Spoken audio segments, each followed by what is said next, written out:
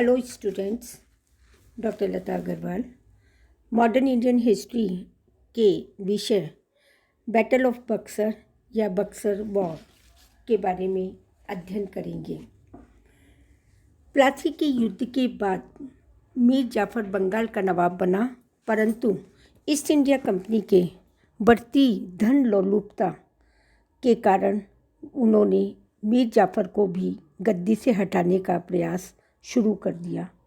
मीर कासिम, जो मीर जाफ़र का दामाद था और एक धनाढ्य परिवार से संबंधित था, परिणामतः उन्होंने गुप्त रूप से 27 सितंबर 1760 को मीर कासिम से एक संधि की और मीर जाफ़र पर आरोप लगाया कि वह अंग्रेज विरोधी षड्यंत्र रच रहा है डच लोगों से और मुग़ल राजकुमार अली गौहर के साथ मिलकर। परिणामतः आरोपों और धन नहीं मिलने के कारण मीर कासिम से उन्हें संधि करनी पड़ी और मीर कासिम को बंगाल का नवाब बना देने का वचन दिया। अंग्रेज़ों का मित्र बना रहेगा। मीर कासिम अंग्रेज़ों को वर्धमान, मिदनापुर और चिटगांव के प्रदेश देगा। मीर कासिम ने कंपनी के उच्च पदाधिकारियों को 25 लाख रुपए देना भी स्वीकार कर लिया। बढ़ती हुई धन प्राप्ति की लालसा ने मीर कासिम को भी, जो वह योग्य दूरदर्शी था, अंग्रेज़ों के विरुद्ध करना प्रारंभ कर दिया। उसने अंग्रेज़ों की हाथों की कठपुतली बनने से इनकार कर दिया।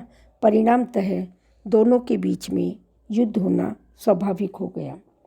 मीर कासिम अंग्रेज़ों के बीच में 1760 में जो संधि हुई, उसकी शर्तें भी अस्पष्ट सी प्रतीत होने लगी। अंग्रेज़ों ने मीर कासिम का विरोध करना शुरू कर दिया और सैन्य से उस शक्ति को बढ़ाना प्रारंभ कर दिया।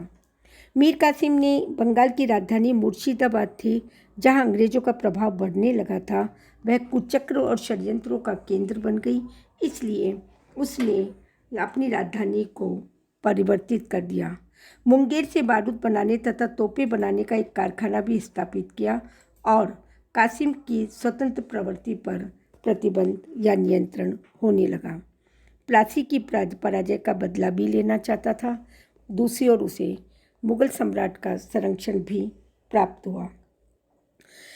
ईस्ट इंडिया कंपनी ने पुनः व्यापारिक सुविधाओं का दुरुपयोग करना प्रारंभ कर दिया। इस कारण दोनों के बीच में युद्ध होना असंभावी हो गया। 1764 में मीर कासिम अवध के नवाब शुजाउद्दौला तथा मुगल सम्राट शाह आलम द्वितीय की सम्मिलित सेना के साथ पटना की ओर प्रस्थान किया। 23 अक्टूबर 1764 को ईस्ट इंडिया कंपनी और मीर कासिम के मध्य बक्सर नामक स्थान पर भीषण युद्ध प्रारंभ हो गया।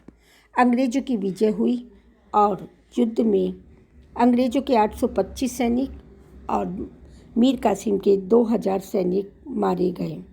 मीर कासिम युद्ध क्षेत्र से भाग निकला और लंबे समय तक इधर उधर भटकता हुआ अंत में 1777 में उसकी मृत्यु हो गई। शुजाउद्दौला भी भागकर रुहेलखंड की ओर चला गया और अंत में बक्सर के युद्ध के बाद संपूर्ण बंगाल पर ईस्ट इंडिया कंपनी का स्वतंत्र एकाधिकार स्थापित हो गया। इस युद्ध का महत्वपूर्ण स्थान रहा। यह एक निर्णायक विजय थी जिसमें ईस्ट इंडिया कंपनी विजयी हुई। बक्सर के युद्ध के परिणामस्वरूप अवध के नवाब एवं मुगल सम्राट पर भी अंग्रेजी का प्रभाव स्थापित होने लगा। शुजाउद्दौला को कड़ा और इलाहाबाद के जिले छीन लिए गए। नवाब ने कंपनी को अवध में कर मुक्त व्यापार करने की सुविधा प्रदान की।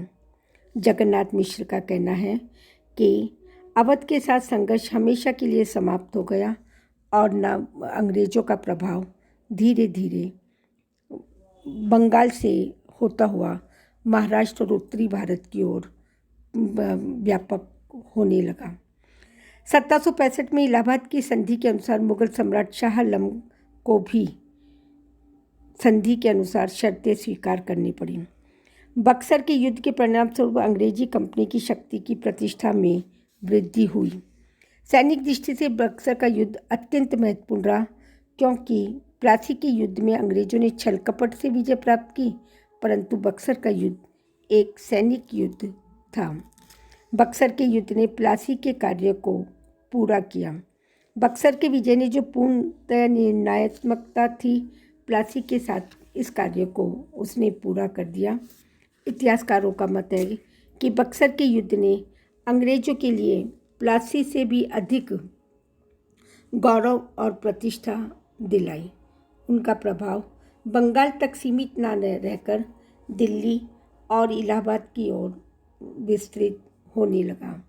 इस प्रकार बंगाल के बाद ईस्ट इंडिया कंपनी ने संपूर्ण भारत पर महाराष्ट्र, पश्चिमी भारत और उत्तरी भारत पर अपना युद्ध के और संधियों के माध्यम से एकाधिकार स्थापित कर उन्होंने भारत पर 200 वर्ष तक राजनीतिक सत्ता या अपना साम्राज्य से प्रशासित किया।